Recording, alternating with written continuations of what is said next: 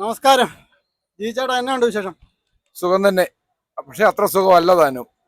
കേജ്രിവാൾ ജയിലിൽ കിടക്കുമ്പോൾ അത്ര സുഖമാണെന്ന് പറയുന്നൊരു അർത്ഥമില്ലല്ലോ. ഇലക്ഷൻ വരികയല്ലേ. നമ്മുടെ ജനാധിപത്യം അവസാനിക്കാറായോ എന്നൊരു സംശയം. അപ്പോൾ അതിനെ രക്ഷിക്കാനുള്ള ഒരു ശ്രമം, അതിനുവേണ്ടി ഇറങ്ങിയതാണ്. കേജ്രിവാളിന് ജയിലിൽ ആവശ്യമായിട്ടുള്ള ചികിത്സ നൽകുന്നില്ല, അല്ലെങ്കിൽ ഇൻസുലിൻ നൽകുന്നില്ല എന്നൊക്കെ കേട്ടു.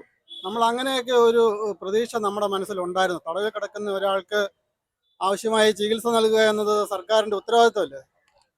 നമ്മൾ റഷ്യയിലെ പ്രതിപക്ഷ നേതാവിന്റെ അവസ്ഥ ആലോചിച്ചാൽ മതി. നമ്മുടെ പ്രധാനമന്ത്രി കണ്ട് പരീക്ഷിച്ചുകൊണ്ടിരിക്കുന്നത് പുടിന്റെ ശ്രമങ്ങളാണ്. അപ്പോൾ മരുന്നൊന്നല്ല, വെള്ളം പോലും കൊടുത്തു എന്ന് വരില്ല. കൂട്ടത്തിൽ ഇ.ഡി പറഞ്ഞത് കേട്ടല്ലോ, പഞ്ചസാര കഴിക്കാൻ പ്രത്യേകമായി ശ്രമം നടത്തുന്നു എന്ന്. അപ്പം വെള്ളം കൊടുക്കുന്നത് പഞ്ചസാര ഇട്ടായിരിക്കാം. വേറെ ദാഹിച്ചു കഴിയുമ്പോൾ എന്തെങ്കിലും കഴിക്കണ്ടേ? എനിക്ക് അങ്ങനെയാണത് തോന്നുന്നത്. അല്ല, ഒരു അന്വേഷണ ഏജൻസി ആണോ മെഡിക്കൽ രംഗത്തെ കാര്യങ്ങളൊക്കെ തീരുമാനിക്കുന്നത്? അത് ഡോക്ടർമാരുടെ ഫീൽഡല്ലേ. അപ്പോൾ ഡോക്ടർമാരുടെ നിർദ്ദേശം അനുസരിച്ചല്ലേ വേണ്ട ചികിത്സകൾ കൊടുക്കേണ്ടത്. അത് അന്വേഷണ ഏജൻസി എന്ന് പറയാമോ ഇപ്പോഴത്തെ അവസ്ഥയിൽ? ഇവിടുത്തെ ഭരിക്കുന്ന പാർട്ടിയുടെ ഒരു ഗുണ്ടാ സംഘം എന്ന് കൂട്ടിയാൽ മതി. അവർക്ക് എന്താണോ ശരിയെന്ന് തോന്നുന്നത്, പാർട്ടിക്ക് തോന്നുന്നത് എന്തോ അതവർ പറയുന്നു എന്ന് മാത്രം. അതിൽ ഡോക്ടർ വേണമെന്നൊന്നും അവർക്കില്ല. ഇത്രയും നാളും മോദി സർക്കാരിനെ കുറിച്ച് ജനങ്ങൾ വിശേഷിപ്പിച്ചുകൊണ്ടിരുന്നത് രണ്ടാം ഹിറ്റ്ലർ എന്നാണ്. അതായത് ഹിറ്റ്ലറിന്റെ രീതികൾ മനഃപ്പാടമാക്കി വന്നതെന്നാണ്. പക്ഷെ ഇപ്പം ജിജി സാറ് പറയുന്ന കേട്ടിട്ട് അദ്ദേഹം പുതിയ പുതിയ തന്ത്രങ്ങളും അയൽക്കാരിൽ നിന്നൊക്കെ പഠിക്കുന്നുണ്ട് എന്നാണ് മനസ്സിലാക്കുന്നത്. അപ്പൊ ചൈനയിൽ നിന്നും റഷ്യയിൽ നിന്നും ഇറാനിൽ നിന്നും സൗദി അറേബ്യയിൽ നിന്നും ഒക്കെ പുതിയ പുതിയ പാഠങ്ങൾ പഠിക്കുന്നു എന്ന വാർത്തകളാണ് നമ്മൾ കേട്ടോണ്ടിരിക്കുന്നത്. ശരിയല്ലേ?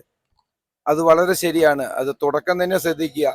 ഒരു ജനാധിപത്യ രാജ്യത്ത് വന്നിട്ട് ഇവരാദ്യം പറഞ്ഞുകൊണ്ടിരുന്നത് പാകിസ്ഥാനിൽ അങ്ങനെ നടക്കുന്നു, പാകിസ്ഥാനിൽ ഇങ്ങനെ നടക്കുന്നു എന്നാണ്.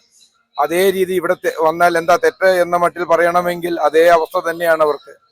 പുതിയ ഏകാധിപതി ജനാധിപത്യത്തിന്റെ കൂട്ടത്തിൽ എങ്ങനെ ഭരണം കൈകടക്കാം എന്ന ഒരു ശ്രമം, അതാണ് ഇവിടെ നടന്നുകൊണ്ടിരിക്കുന്നത്. ഈ ഒരു തെരഞ്ഞെടുപ്പിൽ നമുക്ക് എന്തെങ്കിലും പ്രതീക്ഷയുണ്ടോ? അടുത്ത ഒരു 5 വർഷം നമുക്ക് ഇന്ത്യയെ സംബന്ധിച്ച് എന്തായിരിക്കും? തെരഞ്ഞെടുപ്പ് റിഗ് ചെയ്യപ്പെട്ടില്ല എങ്കിൽ നല്ല പ്രതീക്ഷയാണ്. കാരണം എല്ലായിടത്തും അവരുടെ വോട്ട് കുറയുകയും നമുക്ക് നല്ല വോട്ട് കിട്ടുകയും ചെയ്യുന്ന ഒരു അവസ്ഥയാണ്.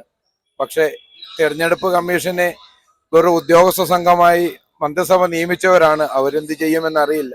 ഇപ്പൊ തന്നെ സൂറത്തിലെ കോൺഗ്രസിന്റെ സ്ഥാനാർത്ഥിയെയും ഡമ്മി സ്ഥാനാർത്ഥിയെയും അയോഗ്യരാക്കി എന്ന് കേൾക്കുമ്പോൾ തന്നെ എവിടെയൊക്കെയോ എന്തൊക്കെയോ സംശയിക്കേണ്ടിയിരിക്കുന്നു. അല്ല, അയോഗ്യരാക്കാനുള്ള കാരണം എന്തെങ്കിലും നമുക്ക് മനസ്സിലായോ? എന്താണ് കാരണം പറഞ്ഞത്? എന്തെങ്കിലും മനസ്സിലായോ? എങ്ങും ഒന്നും വായിച്ചില്ല. അയോഗ്യനാണ് എന്നും ബാക്കി ഇൻഡിപെൻഡൻസ് എല്ലാം പിൻവലിഞ്ഞു എന്നും മാത്രമേ അറിയൂ. കേരളത്തില് ഇത്തവണ BJP അക്കൗണ്ട് തുറക്കാൻ എന്തെങ്കിലും സാധ്യതയുണ്ടോ? ഇല്ല എന്ന് തന്നെയാണ് എന്റെ പ്രതീക്ഷ. സുരേഷ് ഗോപിയുടെ ഭാവി എന്തായി തീരാൻ സാധ്യതയുണ്ട്? രാഷ്ട്രീയക്കാരുടെ ഭാവിക്ക് വലിയ പ്രത്യേകതയൊന്നുമില്ലല്ലോ. എന്തായാലും BJPയുടെ കൂടെ സ്ഥാനാർത്ഥിയാവുമ്പോൾ ഇഷ്ടം പോലെ പണം എന്തായാലും കിട്ടും. അതുകൊണ്ട് അവരുടെ ഭാവിക്കൊന്നും ബാധിക്കാനില്ല. ജയിച്ചില്ലെങ്കിൽ അടുത്ത പ്രാവശ്യത്തേക്ക് വേണ്ടി അവർ വീണ്ടും പണം സ്വരൂപിച്ച് അവരിൽ ആവശ്യമായി ജീവിക്കും. Okay, thank you.